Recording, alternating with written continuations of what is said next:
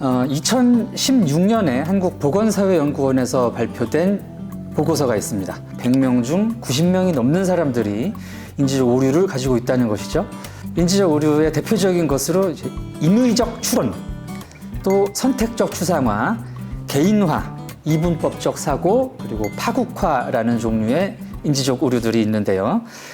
임의적 추론은 객관적인 증거가 없이 임의적으로 내가 어떤 결론에 도달하는 이런 사고 과정을 말합니다. 또 선택적 추상화라는 것은 보고 싶은 것만 보고 듣고 싶은 것만 듣고 해서 이제 어떤 내가 내리고 싶은 결론으로 향해 가는 이런 사고 과정을 의미하고요. 개인화라는 것은 나랑 사실은 관련이 없는 것임에도 불구하고 나하고 관련이 있다라고 생각하는 이분법적 사고는 이제 많이 익숙하실 이제 흑백 논리라고 할 수가 있겠죠. 자, 마지막 파국화라는 사고 방식은 아주 안 좋은 쪽으로 갈 것이다.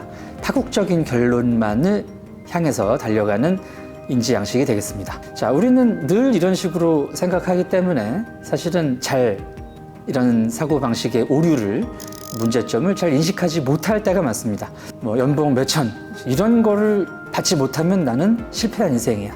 얼마 정도의 자산을 갖지 못하면 이거는 잘못된 실패한 인생이야. 과연 그 정도 연봉을 받지 못하면 나는 실패한 인생이고 어느 수준 이상의 대학을 가지 못하면은 실패한 인생이 되는 것일까요? 그래서 이런 내가 볼 때는 이란 말을 많이 하시는 분들 보시면은 사회적으로 어떤 객관적인 지표가 발표가 돼도 안 믿으세요. 안 믿은 다음에 내가 볼 땐 안 그렇던데 라고 이제 결론에 어떤 정해진 결론에 도달을 하게 됩니다. 대표적으로 한국인들은 삶의 기준에 대해서 굉장히 임의적인 기준들을 가지고 있습니다. 근데 이 임의적인 기준들의 공통점이 굉장히 이 기준이 높다는 데 있어요. 평균 올려치기라는 표현이 있습니다. 이제 들어보신 분들도 계실 텐데 보통 사람들은 이렇게 산다라고 생각되는 어떤 기준이에요. 근데 이 평균이 실질적인 한국 사회의 평균보다 굉장히 높게 책정이 되어 있다는 것이죠. 서울 시내 어디에 집이 있고 방이 4개고 한 40평 정도 되고 이제 부모님은 뭐 안정적으로 어떤 공사나 중견 기업에 다니셨던 분이고 은퇴하셔가지고 어느 정도 자산이 있고 뭐 주말에는 골프 치러 다니고 나도 중견 기업 이상의 기업에 다니면서 연봉 한 5, 6천 그래서 뭐 주말에는 어떤 취미 생활을 하고 뭐 반기에 한 번 정도는 해외여행을 즐기는 약간 이런 분위기가 일반적인 삶의 모습인 것처럼 받아들여지고 있습니다. 자, 그러나 지금 제가 말씀드린 이런 삶의 모습은 한국 사회의 상위 10% 정도에서 나타나는 삶의 모습이라는 것이죠. 대부분의 사람들은 한 달에 한 번씩 오마카세를 먹는다든지 반기에 한 번씩 뭐 해외여행을 가고 뭐 부모님 뭐 1년에 한 번씩 유럽 여행 가시고 뭐 골프 여행 가시고 크루즈 가고 이거는 사실 기대하기 어려운 일이라는 말씀입니다. 객관적인 지표에 의하면 30대의 자가 소유 비율은 10%가 되지 않습니다. 10% 정도에 불과합니다. 월 소득이 이제 평균이 320만 원 정도고요. 중위소득, 이제 소득을 쭉 줄 세웠을 때 중간에 해당하는 소득이 260만 원 정도입니다. 고소득자 중에 자기가 고소득층이다라고 생각하는 사람의 비율은 3.9%밖에 되지 않았습니다. 임의적 기준이 높게 책정이 돼 있으면 상대적 박탈감을 느낄 확률 역시 커집니다. 국회의원의 청렴도, 언론 신뢰도 이런 게 발표가 되잖아요. 이제 기억나시겠지만 이런 게 발표가 될 때 한국은 항상 하위를 차지합니다. 그래서 한국의 어떤 언론 신뢰도 세계 최저고요. 국회의원이라든가 이런 사회 시스템에 대한 신뢰도 세계 최저 수준이고 이제 대인 신뢰도 굉장히 충격을 줬던 이제 조사였는데 한국개발연구원에서 2018년에 이제 대인 신뢰도를 이제 국제적으로 조사를 했습니다. 대부분의 사람들을 믿을 수 있다라고 얘기한 비율이 27%로 세계에서 가장 낮았어요. 그래서 중국 같은 경우는 63%였고 스웨덴은 62%, 일본 같은 나라도 39%에 해당을 했는데 한국은 그보다 한참 밑에 27%라는 것이었죠. 그래서 한국인들은 서로를 믿지 못한다. 이렇게 불신이 가득한 사회에서 사니까 더 불행해지는 거죠. 나는 이제 실패한 거다, 불행한 거다라고 판단하는 데에는 우리가 이때까지 살아온 역사가 있습니다. 자, 근현대 한국인들은 어떤 목표를 설정하고 이 목표에 우리가 도달하기 위해서 굉장히 노력해온 역사를 가지고 있어요.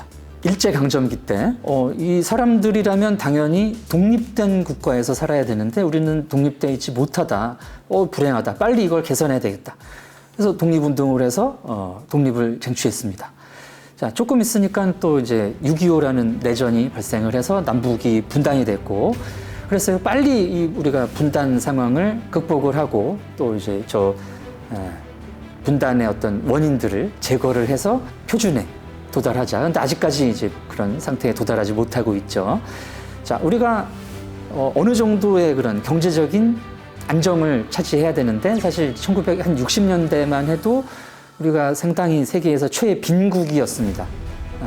180위, 190위에 해당하는 이제 가난한 나라였기 때문에 빨리 그런 표준에 도달해야 된다. 자, 그 이후에는 이제 또 어떤 여러 나라들을 보니까 이제 민주적인 그 정부 시스템을 가지고 정권을 국민들이 만들어 가는데 우리는 그렇지 못하다. 빨리 민주화를 또 쟁취를 하자. 등등 이런 여러 가지 삶의 표준이라는 것을 상정하고 이 표준을 향해서 살아왔던 시기였습니다. 자, 이런 어떤 거시적인 국가적인 목표고요. 또 이제 개인적으로도 이제 대학을 꼭 나와야 된다. 또 돈은 연봉은 어느 정도 이제 벌어야 된다.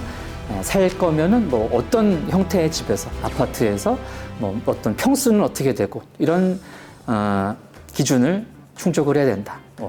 나이가 어느 정도 되면은 사람들이 집은 평수는 어느 정도 되고 차는 어느 정도를 굴리더라. 자, 이런 세부적인 기준들도 이제 굉장히 많아졌다는 것이죠. 그러면서 이제 상당 기간은 한국 사회가 그런 기준들을 충족을 해왔습니다. 표준에 도달하지 못한 실제로 불행한 사람이라는 인식을 우리가 갖게 된 것이죠. 그리고 또 이제 부모님들이 또 이제 학교 선생님들이 학생들에게 자녀들에게 이런 가치관을 전달해 주신 것이 또 사실이죠. 너 그렇게 놀고 그러면은 안 돼. 공부를 해서 대학을 가야 돼. 대학을 가도 그냥 대학을 가면 안 되고 어느 정도 이상의 대학을 가야지 네가 사람답게 살 수 있어. 어느 정도 돈을 벌어야지 한국 사회에서는 대접을 받고 그렇지 않으면 이렇게 무시당하고 이렇게 비참하게 살게 돼. 이런 얘기를 부모님한테, 나를 가장 사랑하시는 부모님한테 또 나를 가장 생각해 주시는 선생님한테 들으니까 내가 그렇게 살아야겠다는 생각을 하는 게 당연하죠. 쉽게 행복을 느끼지 못하는 그런 이제 높은 기준과 이런 것들을 사실 주신 셈이죠. 심리학적으로 이런 한국인들의 이제 자기관, 나에 대한 생각을 주체성 자기라고 표현을 합니다. 또 이제 자기 가치감이 높다라고 이제 학술적으로 말씀을 드릴 수가 있는데, 나를 높이 평가한다는 거예요. 나를 높이 평가하고 그리고 나를 되게 사회적인 영향력이 있는 사람으로 인식을 한다는 겁니다. 일본이라든지 이제 서양의 나라들은 아이들이 어렸을 때 굉장히 엄격하게 키우는 편이에요. 그래서 너 다른 데 나가서 이렇게 민폐 끼치면 안 된다. 네가 이제 다른 사람한테 이제 피해를 줘서는 안 된다. 부모님이어도 그런데 이제 한국의 부모님들 또는 할아버지 할머님들은 네가 하고 싶은 대로 좀 해라라고 많이 이제 허용적인 편입니다. 자, 이런 부분이 이제 나의 가치에 영향을 미칩니다. 그래서 우리 아빠 엄마가 할아버지 할머니가 내가 대단한 사람이 됐어. 내가 실제로 대단한 사람이라고 생각하고 세상을 살아가게 되는 거죠. 근데 이제 단점은 그런 성취를 이 사람이 이루지 못했을 때 굉장히 상처도 많이 받는다는 거죠. 내가 이렇게 잘나고 대단한 사람인데 왜 못했지? 내가 정말 그렇게 형편없는 사람일까? 하면서 이제 불행감을 더 많이 경험하게 된다는 거죠. 그래서 이제 일장일단이 있습니다만은 이제 이런 부모님으로부터 내려온 양육 방식, 나에 대한 믿음, 나에 대한 이런 가치감이 높은 임의적인 기준의 형성에 영향을 미친 것이 이제 사실이라고 보입니다. 자, 그럼 이제 어떻게 해야 될까요? 우리가 이렇게 불행한 사회에서 살고 있으니까 불행하다. 자, 이러한 판단은 사실 객관적인 시각을 갖출 필요가 있습니다. 재산도 아마 마찬가지겠죠? 제가 지금 형성한 자산에서 퍽이나 46억 5천만 원을 갑자기 뛰어넘는 재산을 갑자기 제가 형성할 가능성은 떨어진다고 보는 게 객관적인 판단이에요. 제가 나이가 50인데 언젠가는 내가 돈벼락을 맞아가지고 100억 이상의 삼성의 어떤 한화 어떤 이런 대기업의 자재들과 어깨를 나란히 하는 자산가가 되겠지? 굉장히 말도 안 되는 상상이라는 거죠. 이런 생각을 가지고 있게 되면은 불행해질 수밖에 없습니다. 그래서 이런 객관화가 어느 정도 필요하다.